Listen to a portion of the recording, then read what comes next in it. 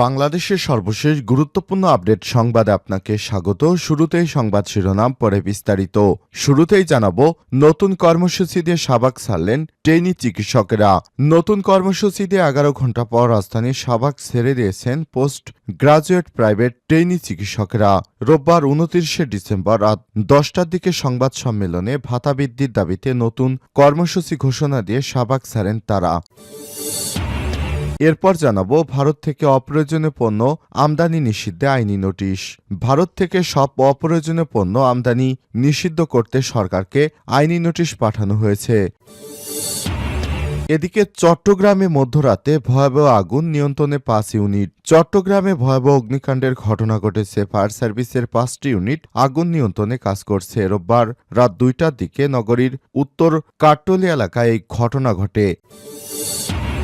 এরপর জানাবো, কুমিল্লার মাধাই বাজারে ভয়াবহ অগ্নিকাণ্ড, ব্যাপক ক্ষয়ক্ষতির আশঙ্কা। কুমিল্লা জেলার চান্দিনা উপজেলার মাধাইয়া বাজারে ভয়াবহ অগ্নিকাণ্ডের ঘটনা ঘটেছে। আগুনে অসংখ্য ব্যবসা প্রতিষ্ঠান পুড়ে যাওয়ার সম্ভাবনা রয়েছে। এতে ব্যাপক ক্ষয়ক্ষতি হওয়ার আশঙ্কা করছে স্থানীয়রা। ফায়ার সার্ভিসের 6টি ইউনিট আগুন নিয়ন্ত্রণে কাজ করছে। জানাবো, এক সপ্তাহে রিজার্ভ বাড়ল $1 বিলিয়ন।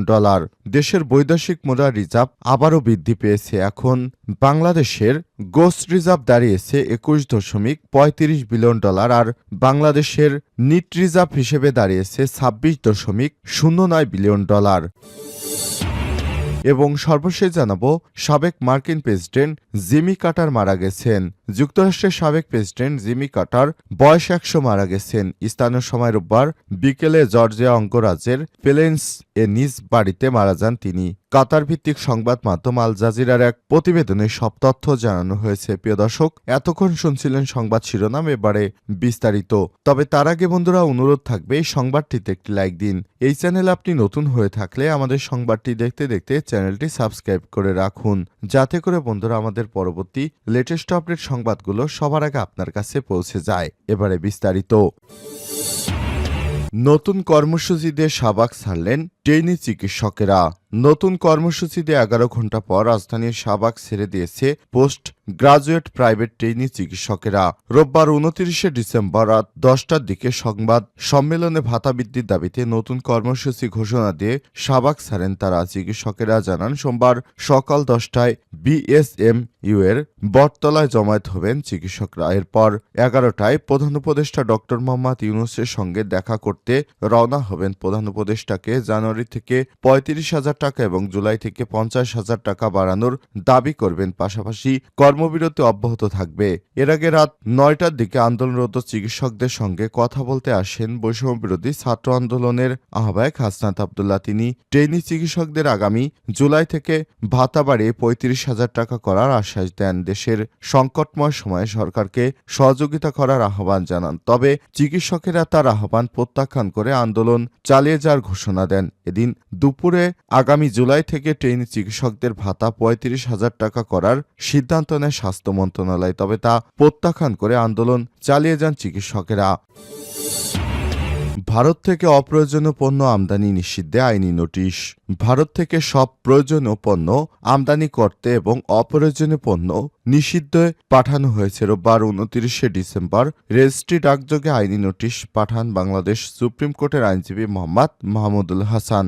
বাণিজ্য মন্ত্রণালয়ের সচিব, স্বরাষ্ট্র মন্ত্রণালয়ের সচিব, জাতীয় রাজস্ব বোর্ড এনবিআর এর চেয়ারম্যান, আমদানি রপ্তানি প্রধান নিয়ন্ত্রকের দপ্তরের প্রধান নিয়ন্ত্রক বরাবর এই আইনি নোটিশ পাঠানো হয়েছে। নোটিশে বলা হয়েছে, আন্তর্জাতিকভাবে পণ্য আমদানির ক্ষেত্রে বিশ্বের সব দেশ তুলনামূলক সুবিধা নীতি অনুসরণ করে থাকে। আন্তর্জাতিকভাবে আমদানির ক্ষেত্রে তুলনামূলক সুবিধা বলতে এমন একটি অর্থনৈতিক নীতি বোঝায় যেখানে একটি দেশ সেই সব পণ্য বা সেবা আমদানি করে সেগুলো দেশীয়ভাবে উৎপাদন করা সম্ভব হলে তা তুলনামূলকভাবেই সুযোগ ব্যয় উৎপাদিত হয়। এ নীতির মাধ্যমে দেশটি নিজেদের সম্পদ ও দক্ষতা সেসব খাতে কেন্দ্রীভূত করে যেখানে তার তুলনামূলক সুবিধা রয়েছে। ফলে দেশটির কম খরচে উচ্চ মানসম্পন্ন পণ্য আমদানি করতে পারে এবং বাণিজ্যের মাধ্যমে আর্থিক ও অর্থনৈতিক উন্নয়ন ঘটায়। কিন্তু অত্যন্ত দুঃখের বিষয়, ভারত থেকে পণ্য আমদানির ক্ষেত্রে এই আন্তর্জাতিক বাণিজ্যের আমদানি নীতি তুলনামূলক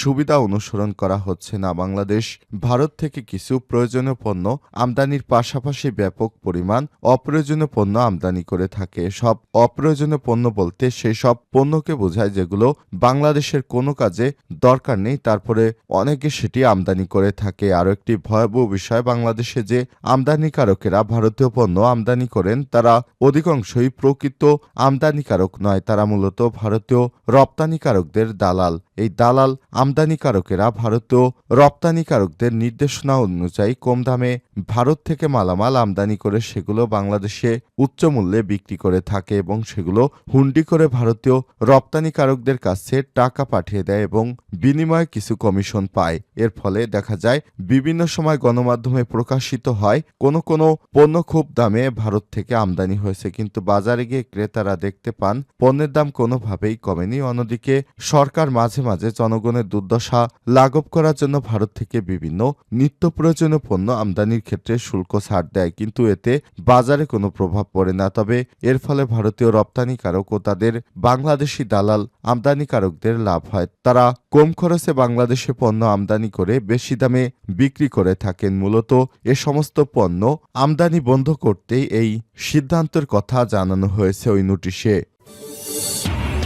চট্টগ্রামে মধ্যরাতে ভয়াবহ আগুন, নিয়ন্ত্রণে 5 ইউনিট। চট্টগ্রামে ভয়াবহ অগ্নিকাণ্ডের ঘটনা ঘটেছে। ফায়ার সার্ভিসের 5টি ইউনিট আগুন নিয়ন্ত্রণে কাজ করছে। রোববার রাত 2টার দিকে নগরীর উত্তর কাট্টলি এলাকায় অগ্নিকাণ্ডের সূত্রপাত হয় বলে স্থানীয়রা জানিয়েছেন।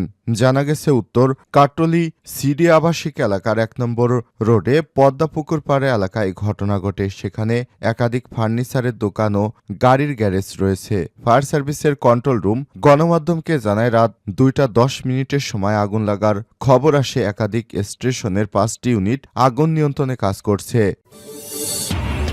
কুমিল্লার মাধাইয়া বাজারে ভয়াবহ অগ্নিকাণ্ড, ব্যাপক ক্ষতির আশঙ্কা। কুমিল্লা জেলার চান্দিনা উপজেলার মাধাইয়া বাজারে ভয়াবহ অগ্নিকাণ্ডের ঘটনা ঘটেছে। আগুনে অসংখ্য ব্যবসা প্রতিষ্ঠান পুড়ে যাওয়ার সম্ভাবনা রয়েছে, এতে ব্যাপক ক্ষয়ক্ষতি হয়েছে। ফায়ার সার্ভিসের 6টি ইউনিট আগুন নিয়ন্ত্রণে কাজ করছে। রোববার দিবাগত রাত 12টার দিকে আগুনের সূত্রপাত হয়। ফায়ার সার্ভিস ও সিভিল ডিফেন্সের কুমিল্লার সহকারী পরিচালক মোহাম্মদ তৌফিকুল ইসলাম ভূঁইয়া আগুন লাগার বিষয়টি নিশ্চিত করেছেন। এলাকাবাসী জানান, রাত 12টার দিকে হঠাৎ বাজারে একটি দোকানে আগুন দেখতে পান ব্যবসায়ীরা। দ্রুতই আগুন ছড়িয়ে পড়ে বাজারে। খবর পেয়ে চান্দিনা ফায়ার সার্ভিসের কর্মীরা এসে কাজ শুরু করেন। ততক্ষণে আগুন নিয়ন্ত্রণের বাইরে চলে যায়। পরে দাউদকান্দি কুমিল্লা ফায়ার স্টেশনের কর্মীরা এসে কাজ শুরু করেন। ফায়ার সার্ভিস ও সিভিল ডিফেন্সের সহকারী পরিচালক মোহাম্মদ তৌফিকুল ইসলাম ভূঁইয়া বলেন, 6টি ইউনিট কাজ করছে। আগুন প্রায় নিয়ন্ত্রণে, আমাদের কর্মীরা এখনও কাজ করছে।